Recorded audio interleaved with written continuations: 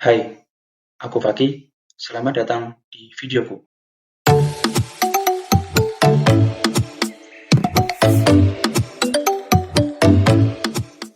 Halo teman-teman, selamat pagi, selamat siang, selamat sore, dan selamat malam dimanapun kalian berada. Pada video kali ini kita akan membahas perihal penyerapan unsur hara yang dilakukan oleh tanaman. Unsur hara bermanfaat bagi tanaman apabila tersedia di zona penyerapan tanaman, serta berada dalam bentuk yang dapat diserap. Kemampuan tanaman dalam menyerap unsur hara sangat spesifik, seperti unsur hara karbon, oksigen, dan hidrogen dapat diserap dalam bentuk gas. Ketiga unsur hara ini disebut hara non-mineral karena tidak berasal dari mineral yang ada di dalam tanah. Selain itu, unsur CHO juga dapat diserap berbentuk ion dari dalam tanah.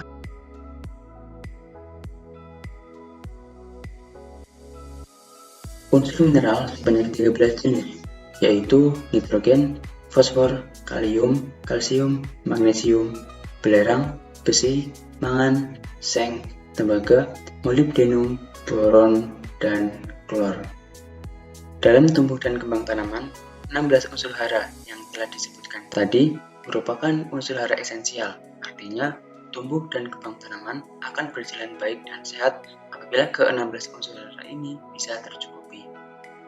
Unsur hara yang berada di dalam tanah baru dapat diserap tanaman apabila terjadi kontak dengan akar tanaman. Secara umum, mekanisme gerakan unsur hara dari larutan tanah ke permukaan akar dikelompokkan menjadi 3 model, yaitu intersepsi akar, aliran massa, dan difusi. Mari kita bahas satu persatu. Yang pertama, intersepsi akar, yaitu akar tanaman hidup tumbuh memanjang dan menerobos partikel-partikel tanah, sehingga terjadi kontak akar dengan hara yang ada di larutan tanah maupun hara di bagian tanah yang lain. Dalam kondisi ini, unsur hara berada pada kondisi statis, sedangkan akar tanamannya aktif. Makin luas cakupan keberadaan akar di dalam tanah, maka makin luas permukaan bidang serapan akar terhadap unsur hara. Penyerapan unsur hara terjadi pada bulu-bulu akar. Intersepsi akar pada tanaman akan meningkat dengan adanya mikoriza, simbiosis jamur dan akar tanaman. Efek positif mikoriza ini paling besar bila tanaman tumbuh pada tanah-tanah yang kurang subur.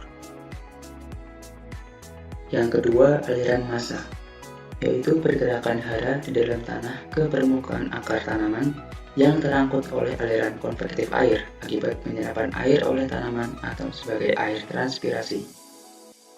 Jumlah hara yang bergerak dengan model aliran massa sebanding dengan jumlah air yang diserap tanaman dan konsentrasi hara di dalam air tersebut.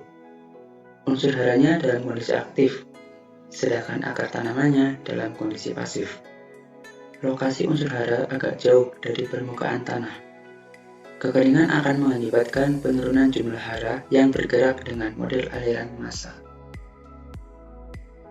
Yang ketiga, difusi, yaitu proses pergerakan hara di dalam larutan tanah dari bagian yang berkonsentrasi tinggi ke bagian yang berkonsentrasi rendah. Unsur haranya dalam kondisi aktif, sedangkan akar tanamannya dalam kondisi pasif. Lokasi unsur hara sangat dekat dengan permukaan akar. Bagian tanah yang banyak unsur hara memiliki konsentrasi yang paling tinggi, sedangkan bagian permukaan yang dekat dengan akar tanaman memiliki konsentrasi yang rendah. Sehingga, melalui model difusi, hara bergerak dari lokasi yang jauh dari akar menuju ke permukaan akar dibantu oleh adanya larutan tanah. Setelah bersentuhan dengan permukaan akar, unsur hara masuk ke dalam bagian akar tanaman melalui mekanisme pertukaran ion. Permukaan akar memiliki muatan negatif, berasal terutama dari gugus karboksil pada membran akar. Setelah unsur akar memasuki jaringan akar tanaman, maka unsur hara ini diangkut melalui xilem dari akar ke daun. Pergerakan unsur hara dari akar ke daun dipengaruhi oleh 3 kondisi, yaitu daya dorong akar, daya tarik daun, serta sifat kapilaritas pembuluh.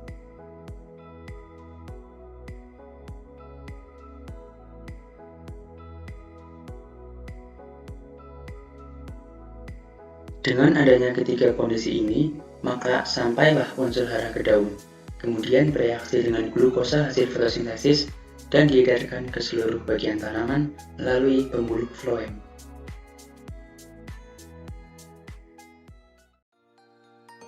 Demikian video sedikit penjelasan tentang penyerapan unsur hara.